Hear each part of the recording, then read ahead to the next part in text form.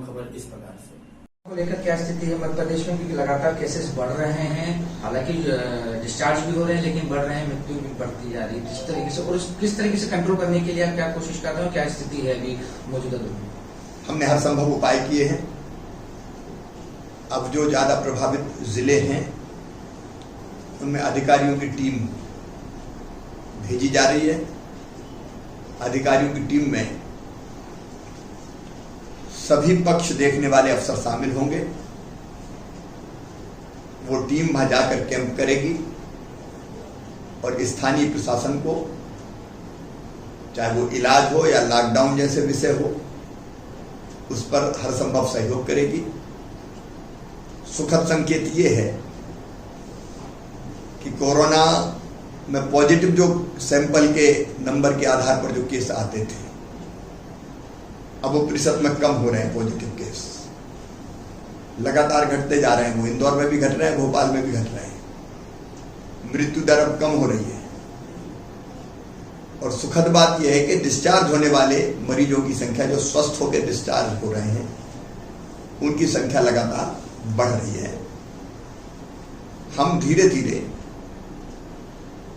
परिस्थिति पर काबू पाते हुए प्रदेश की जनता के सहयोग से लगातार आगे बढ़ रहे हैं।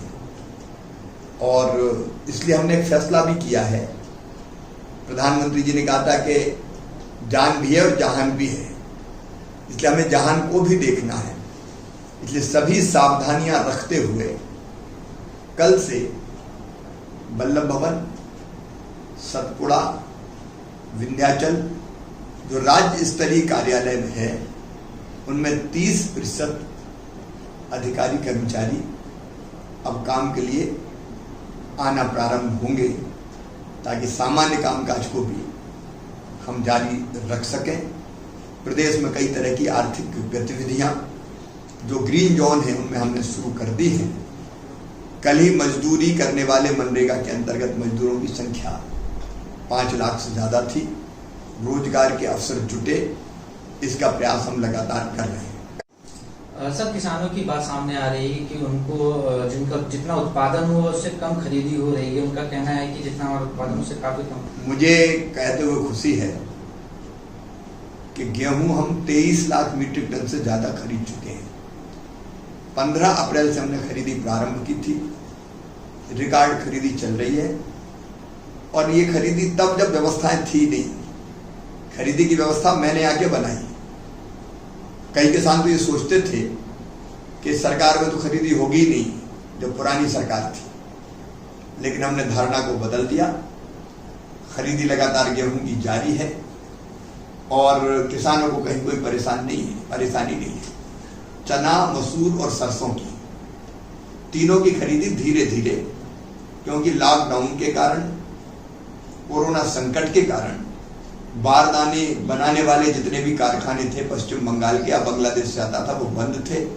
इसलिए जूट का बारदाना हमारे पास नहीं आ पाया।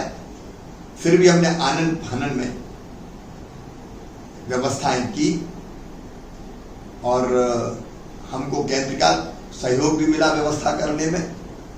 और हम धीरे धीरे अब इन तीनों की खरीदी भी शुरू करेंगे। पिछली सरकार ने खरीदी की जो पर हेक्टर खरीदी की जो सीमा तय की थी, वो कम तय की थी।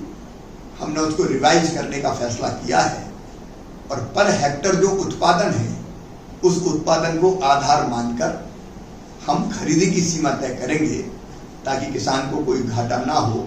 ये सरकार किसानों की सरकार है। कोई शोषण नहीं होगा किसानों का। जो बेहतर से बेहतर किया जा सकता है। अब दीजिए इजाजत। अजय न्यूज में आप बने रहें।